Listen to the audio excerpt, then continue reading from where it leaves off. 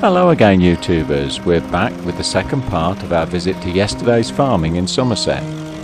This time we're going to concentrate on the tractors and the working field.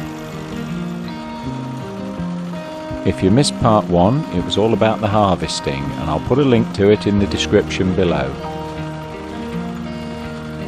A significant selection of the tractors assemble for a parade in the main arena, but there's still many more to see in the working field. Now we've got something a little bit different. We've got a beautiful massive 178 totally original pictures.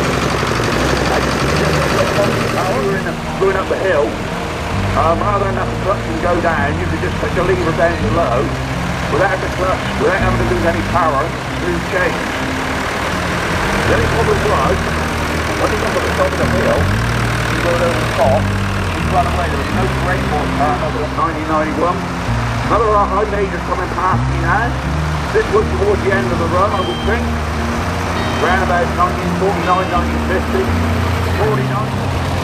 They'll start checking. That's your basic model there. Lovely little lady coming past there, the 152, the little market drive tractor. I just see a beautiful machine on that little. This track marshal has been registered for use on the road. That can't be very common for a crawler. There must be a good reason. Perhaps somebody will let us know in the comments.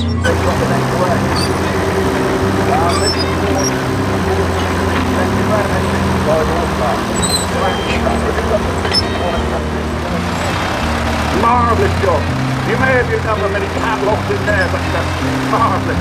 We've got a John Deere beautifully restored tractor, twin cylinder, petrol TVO, with a winch on the back. And I know this tractor belongs to the gentleman's father, they've lovely restored it. Beautiful stand up on the 35 inch of the 135. You can see it's just with a shell wing. You look at 135 and you probably should have a square wing. The very early ones did have a shell wing, and they were phased down around about 1960 when on the square wing. Our international original days of around 25D. A nice Massey Harris 44. It's a straight petrol, so I don't think it will have ever worked in the UK. The way our tax system works, you'd never be able to afford to run it. Oh, it's an amazing lot of tractors here yesterday, farmers. You get pretty much everything. What we've got coming around looks like a map. It could be 148, possibly. We'll have to have a look. You sort of think it looks like a 125 from around when you have a look. 148 is the next model up. How about this? I've found a convertible tractor. I didn't get a chance to talk to the owner, but I assume there must have been something wrong with the cab. Probably it got damaged.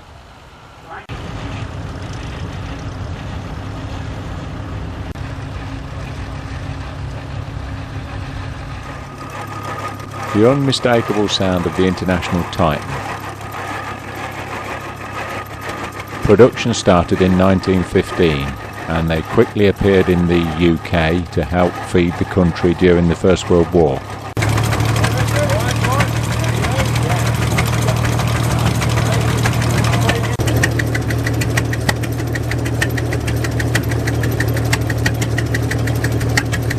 And arriving with the Titan is this International 1020. They were produced from 1923 right up until 1939.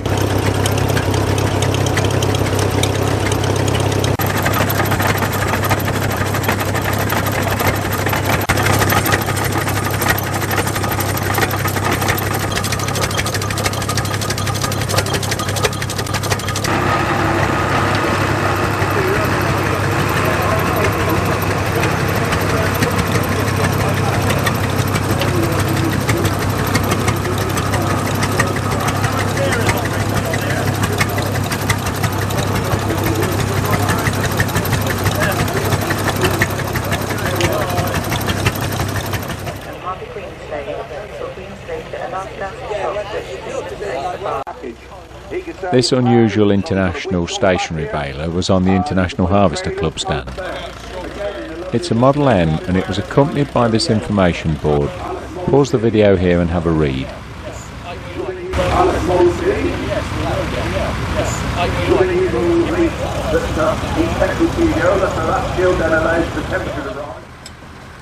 We're heading for the working field now, and on the way we come across this haymaking demo.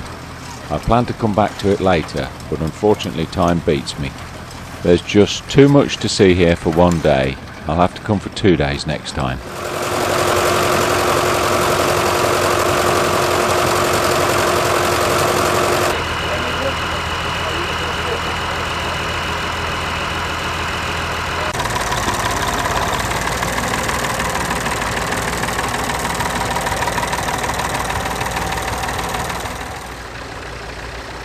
The first thing we come to in the working field is a ploughing match, but as you can see it's just so dry and hard, it's not going very well at all.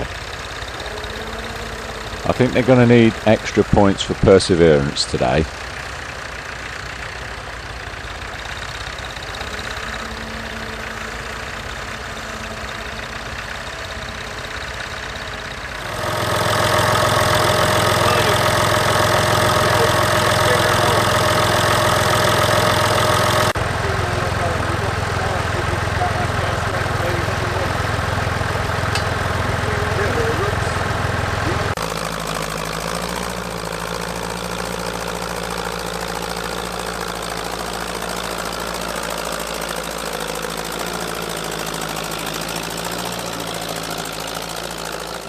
It's definitely too dry and hard for this little Fergie. He's not going to be popular if he carries on like that. And in the far corner of the field we find this John Fowler ploughing engine, 15231, named Prince. At one time it worked for a firm of contractors Ward and Dale in my part of the world.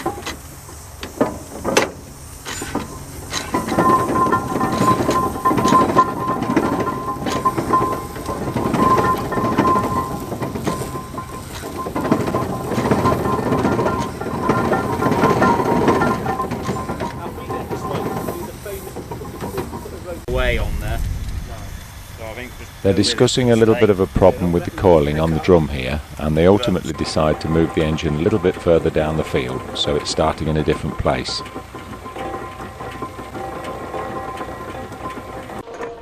At the other end of the field we've got this Fowler single-cylinder ploughing engine.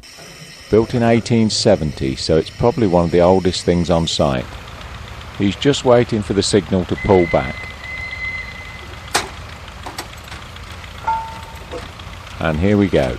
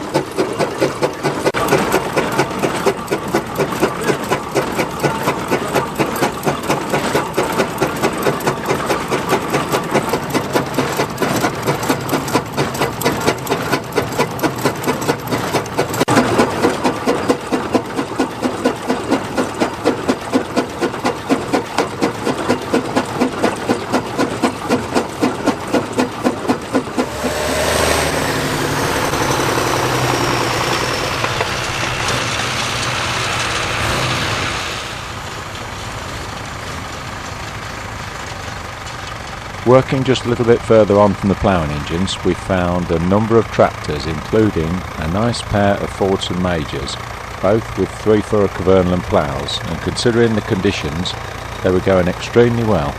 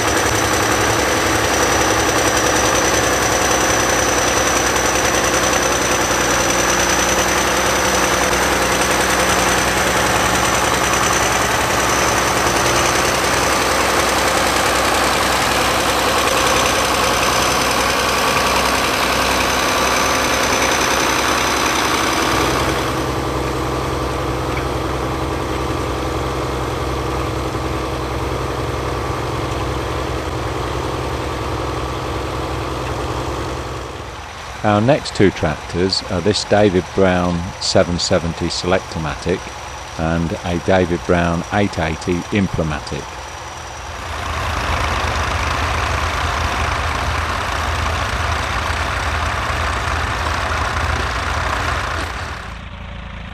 The 880 Implomatic was built from 1961 up until 1971. This one has the 3-cylinder engine, which makes it post 1964.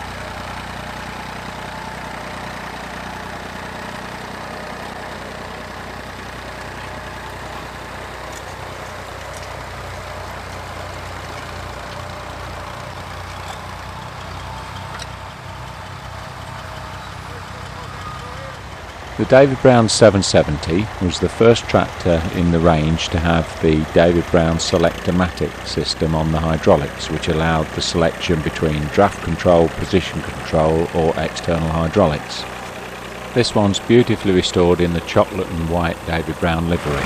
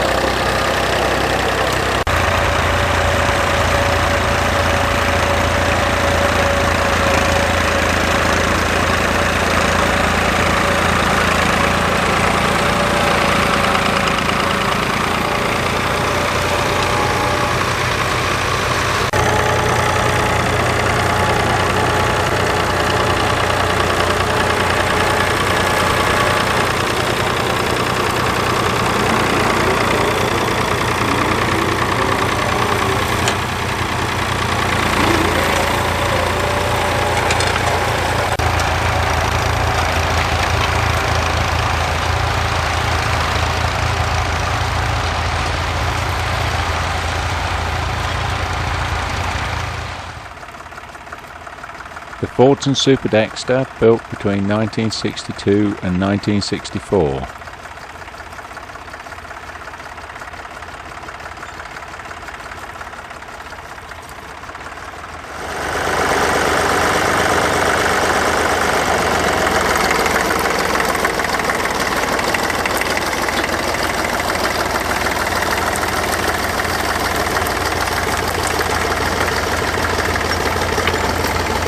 We saw this little Leyland earlier, and I've been keeping an eye on it to see if they were going to use this Malott plough. It's quite a strange thing. Setting one of these up to plough properly seems to be quite a challenge.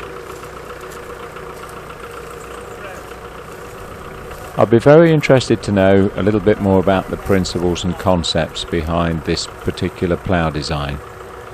If you've got any information, leave us a comment below.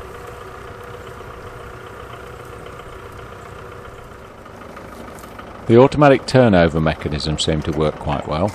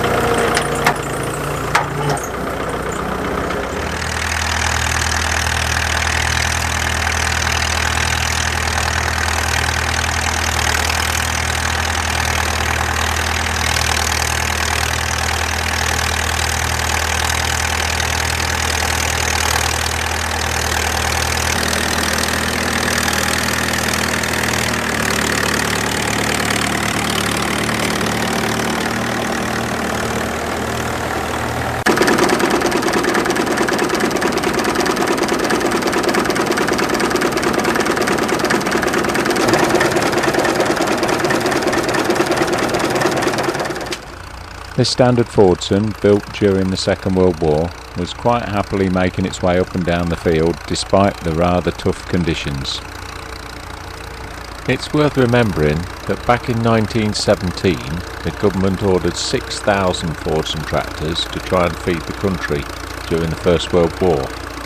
By the time this Fordson Model N was produced, we were well into World War II and still relying on Fordson tractors as a key power provider for farms in the UK.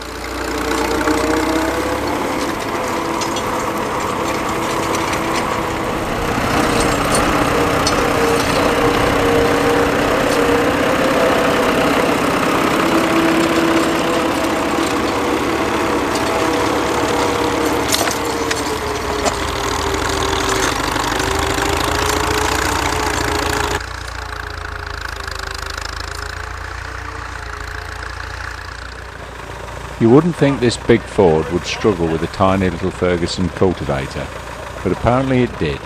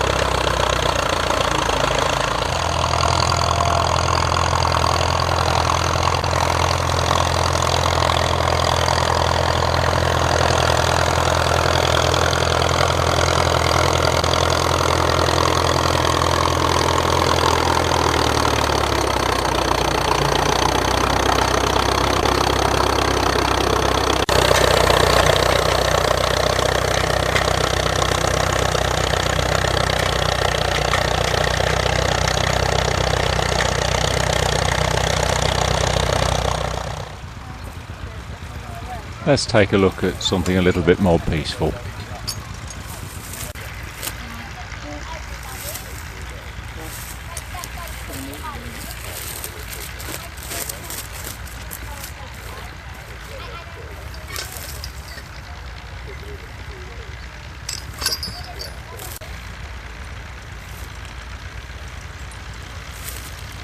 Mind your back. Mind your back. Coming round.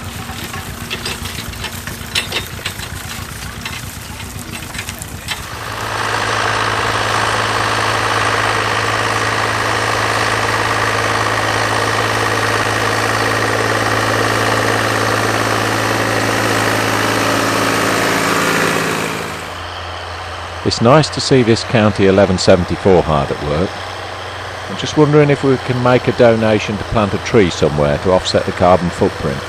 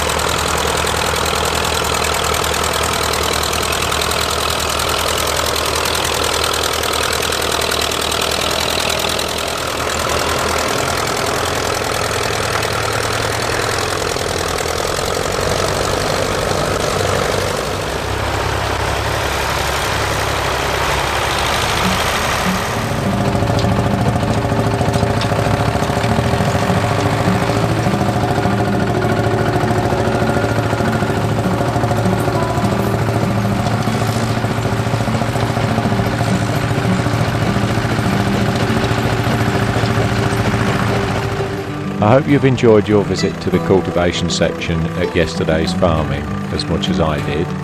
If you haven't seen the harvesting section yet, the video will be linked below. If you enjoy what you see, don't forget to go down below, click the thumbs up button and give us a like. If you're still watching at this point, we'd like to say a really big thank you to you for supporting the channel. If you keep watching, we'll keep bringing you the videos.